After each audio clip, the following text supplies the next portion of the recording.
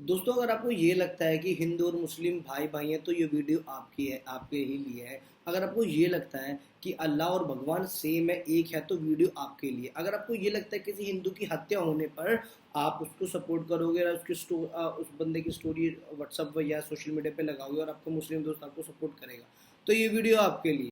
अगर आपको ये लगता है जिसको आप माता मानते हो और आपका दोस्त, मुस्लिम दोस्त, आपकी उस माता को रोटी के साथ नहीं खाएगा, तो ये वीडियो आपके लिए। तो प्लीज़ वीडियो को एंड तक देखना। दोस्तों, आज का जो वीडियो बहुत ज़्यादा सेंसिटिव होने वाला है, तो ये वीडियो प्लीज़ उन लोगों को जरूर शेयर कर देना जो सेक्युलर, जिनके पिछवाड़े में सेक्युलरिज्म का कीड़ा है। तो प्लीज़ इस वीडियो को शेयर कर देना।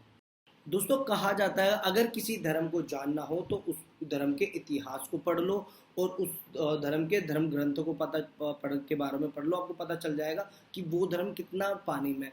इस वीडियो में बात करने वाला हूँ उन लोगों के बारे में जिन लोगों ने आतंकवाद के अलावा, जिन लोगों ने मारकाट के अलावा, जिन लोगों ने गुंडागर्दी के अलावा आज तक इस दुनिया का कुछ नहीं कहा। हिंदुस्तान पूरी दुनिया इन लोगों से परेशान है। दोस्तों, कहते हैं इस्लाम की जो शुरुआत हुई वो हत्या के साथ हुई। वो कैसे हुई वो मैं बताता हूँ आपको। आदम और हवा, जिनके 4 बच्चे थे, 2 लड़के और 2 लड़कियां, जिसके अंदर से वो दोनों भाई हाबिल और काबिल थे, जिनको अपनी बहन की ही पसंद आ गई। अपनी बहन से ही शादी करने के लिए दोनों ने एक दूसरे से लड़ाई झगड़ा कर रहे और एक भाई ने दूसरे भाई की हत्या कर दी। अब सोचो, जिस धर्म की शुरुआती हत्या से हुई, वो भी किससे? अपने अपने ही सगे भाई से। सोचो वो धर्म कितना अच्छा होगा, वो आप ये जान सकते हैं। दोस्तों, इस्लाम के अंदर सबसे ज़्यादा ये जो रिस्पेक्ट करते हैं वो मोहम्मद साहब की करते हैं, अपने प्रॉफिट मोहम्मद की, जो जिनको ये पैगंबर बोलते हैं। लेकिन ये वही लोग हैं जिन लोगों ने अपने मोहम्मद का ही बुरा चाहा, अपने मोहम्मद के ही सगे नहीं हुए। दोस्तों, ये वही लोग हैं जिन्होंने मोहम्मद साहब की बेटी के घर में आग लगा दी। ये वही लोग हैं जिन्होंने मोहम्मद साहब के दामादों को मारा। ये वही लोग हैं जिन्होंने मोहम्मद साहब के नवाजों को मारा। दोस्तों, अगर आपको ये लगता है कि ये लोग आप लोगों के सगे हैं, तो ये आपकी बहुत बड़ी गलतफहमी है। ये तब तक ही आपके सगे हैं, ये जब तक जय श्री राम बोलेंगे, जब तक इनकी जनसंख्या कम है।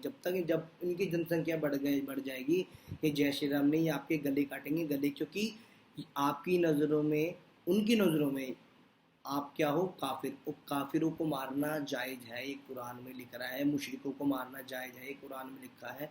मूर्ति पूजकों को मारना जायज़ है, ये कुरान में लिखा है। जो अल्लाह को ना माने, उनके पैगंबर को ना माने, उनको मारना जायज़ है, ये भी कुरान में लिखा है। मैं नहीं मानता, आप नहीं मानते हो, चाहे कई सारे लोग हैं जो नहीं मानते हो। दोस्तों प्लीज़, अभी भी टाइम है, सुधर जाओ। दोस्तों, ये वही लोग हैं जिन्होंने हमारे 60,000 से ज़्यादा मंदिर तोड़े, हमारी इतनी नालंदा यूनिवर्सिटी तोड़ी और हमारे मंदिरों को तोड़कर उनको कन्वर्ट कर दिया, किसमें? मस्जिदों में कन्वर्ट कर दिया। हाँ, ये वही लोग। दोस्तों, आपको पता होना चाहिए जो इस्लाम है भारत की मिट्टी का हिस्सा नहीं है। आपको ये भी पता होना चाहिए, जब ये लोग हज करने जाते हैं, मक्का मदीना जाते हैं, तो उनके पासपोर्ट पे क्या लिखा रहता है? कन्वर्टेड हिंदू लिखा रहता है। वैसे तो ये लोग बोलते हैं कि हम लोग हिंदू नहीं है, लेकिन जब ये लोग सऊदी अरेबिया जाते हैं, जब ये लोग मक्का मदीना में जाते हैं, उनके पासपोर्ट पे लिखा रहता है कन्वर्टेड हिंदू। दोस्तों, कुछ सालों पहले हमारे हिंदुस्तान में कुछ लोग आए जिन्होंने हम हिंदुओं को टोपी पहना दी, जिनको आज के टाइम में मुसलमान बोलते हैं। वैसे ही उन लोगों ने क्या करा? हमारे मंदिरों के साथ भी किया। ऊपर का मंदिर का हिस्सा तोड़ के मंदिरों को भी टोपी पहना दी। दोस्तों, इनको खुद का कुछ निर्माण करना नहीं आता, खुद का कुछ बनाना नहीं आता। मंदिर को देख के साफ पता चलता है ऊपर का हिस्सा और नीचे का हिस्सा बिल्कुल डिफरेंट है, बिल्कुल अलग है। क्या किस तरीके से ऊपर का हिस्सा तोड़ के ऊपर गुम्बद बना रखा है। जी हाँ दोस्तों, मैं ये ज्ञान वापी मस्जिद को जरा ध्यान से देखो, आपको खुद ब खुद पता चल जाएगा कि कैसे मंदिर को ध्वस्त करके तोड़ के ऊपर गुम्बद लगाया हुआ है। दोस्तों, जिन भाइयों को नहीं पता, मैं उनको ये बताना चाहता हूँ, जो हमारा कुतुब मीनार जिनको ये बोलते हैं, वो कोई कुतुब मीनार नहीं है, वो विष्णु स्तंभ है। जी हाँ, ये भगवान विष्णु का मंदिर था। जी हाँ दोस्तों, अगर आप यहाँ पे जाओगे, आप खुद जाके आपको पता लग जाएगा कि यहाँ पे किस तरीके से आप ध्यान से आकृति को देखेंगे, आपको यहाँ पता लगे कि ये मंदिर था। अब मुझे एक बात बताइए, अगर ये मस्जिद होती, वहाँ पे गणेश भगवान की मूर्ति क्या करती? अगर ये मस्जिद होती तो वहाँ पे घंटियों का क्या काम रहता? अगर ये मस्जिद होती, वहाँ पे फूलों का क्या काम रहता? जी हाँ दोस्तों, जो कुतुब मीनार है कुछ भी नहीं है, ये भगवान विष्णु का मंदिर था। इसे विष्णु स्तंभ बोला जाता है। दोस्तों, सुनकर हैरानी होगी, लेकिन मैं आपको जरूर बताऊंगा। जामा मस्जिद को रुद्रा महल के नाम से जाना जाता था। आज भी वहाँ की सीढ़ियों में हमारे हिंदू देवी देवताओं की मूर्तियाँ स्थापित करी गई हैं। जी हाँ दोस्तों, जामा मस्जिद भी, दिल्ली का जामा मस्जिद भी क्या था, जिसको उसको रुद्रा महल के नाम से जाना जाता था, वो क्या है? वो भी एक मंदिर है दोस्तों। दोस्तों किस तरीके से हमारी आस्था को ठेस पहुंचाने के लिए, हमारी आस्था को हमें दुख पहुंचाने के लिए हमारे देवी देवताओं की मूर्तियों को तोड़ के, हमारे मंदिरों को तोड़ के ऊपर गुम्बद लगा के, किस तरीके से सीढ़ियों के अंदर उनकी मूर्ति बिछवा दी गई, ताकि फ्यूचर में अगर कोई इंसान, अगर कोई भी, चाहे वो हिंदू हो चाहे मुसलमान हो, उसके ऊपर चढ़े तो सिर्फ अपमान हो। कितनी नीची सोच है इन लोगों की, कितने गिरे हुए लोग हैं यार ये। दोस्तों श्री कृष्ण की जन्मभूमि में बनी ईदगाह मस्जिद, यहाँ दोस्तों इसके बारे में तो बात करना ही बेकार है। हम तो सब जानते हैं कि हमारा धर्म कितना पुराना है और ये लोग कहाँ से आए थे, रेगिस्तान में से ये लोग आए थे। अब इनकी मस्जिदें पता नहीं कैसे बन जाती है, हमारे मंदिर तोड़ के समझ से बाहर है वो तो। इसके बारे में तो बात ही करना बेकार है। ईदगाह मस्जिद जो है वो भी एक भगवान श्री कृष्ण का मंदिर था, जहाँ पे इन लोगों ने मंदिर को तोड़कर गुम्बद लगाया और कर दिया काम।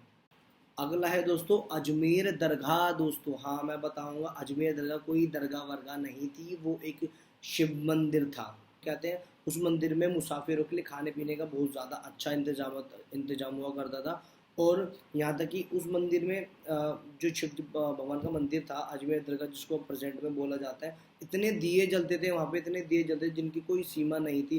और कहा जाता है वहाँ पे पृथ्वीराज चौहान जी भी आते थे वहाँ पे भगवान शिव की पूजा करने, सुबह वहाँ पे स्नान करने आते थे और वो वहाँ पे पूजा पाठ करके जाया करते थे। और दोस्तों मैं एक बात और मैं बता दूं, जिन जिन लोगों ने कश्मीर फाइल देख ली वो कुछ नहीं है, बहुत ज़्यादा छोटी मूवी है। अगर आप अजमेर दरगाह का एक सच सामने अगर आ गया जो हम लोगों से छुपाया गया हमारी कांग्रेस सरकार के द्वारा, आप लोगों का खून कौन उठेगा। इतना बड़ा सेक्स रैकेट, इसके ऊपर मैं अलग वीडियो बनाऊंगा अजमेर दरगाह के ऊपर कि क्या क्या हुआ था, इन लोगों ने क्या क्या चीज़ें छुपाई।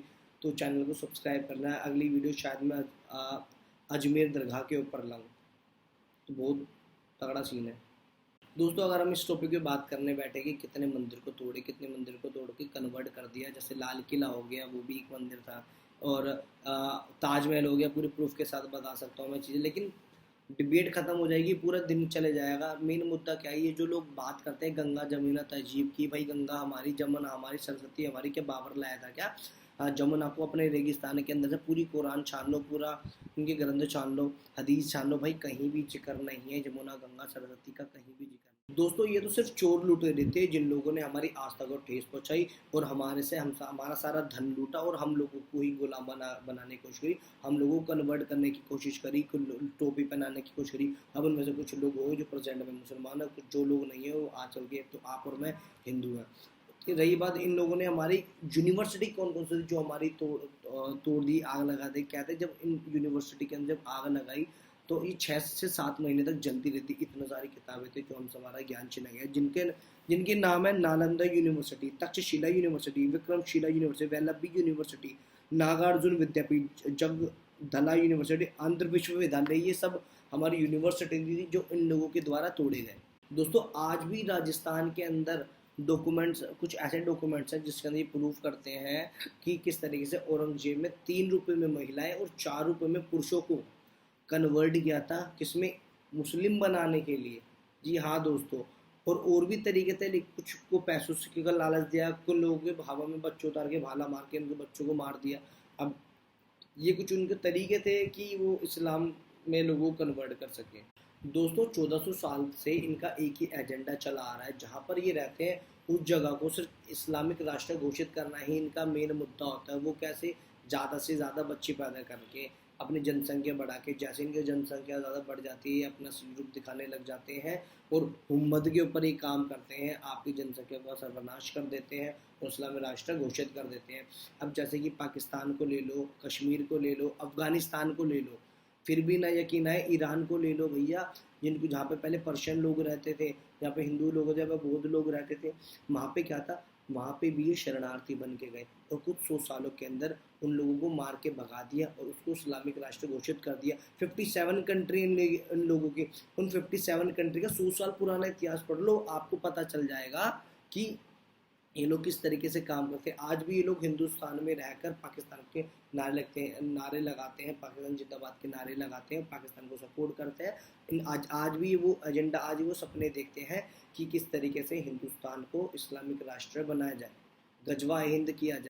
और जो मेरी वो बहनें जो अभी भी लव जिहाद के चक्करों में फंसी हुई है, जिनको ये लगता है कि मेरा अब्दुल अलग है, उसको मैं ये बता दूं, आप जाओगे तो ठीक ठाक, लेकिन जब आप वापस आओगे आपके छोटे छोटे टुकड़े हो जाएंगे और आप भी सूटकेस में वापस आओगे।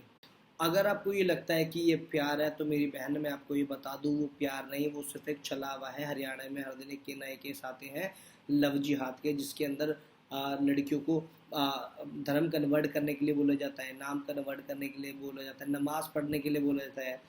क्या ये प्यार है? आपको लगता है कि ये प्यार है? मैं आपको 10,000 से ज़्यादा लव जिहाद के केस दिखा दूंगा। कुछ दिन पहले की न्यूज़, आसिफ आकाश नाम रख के लड़की को फंसाता अपने प्रेम के जाल में।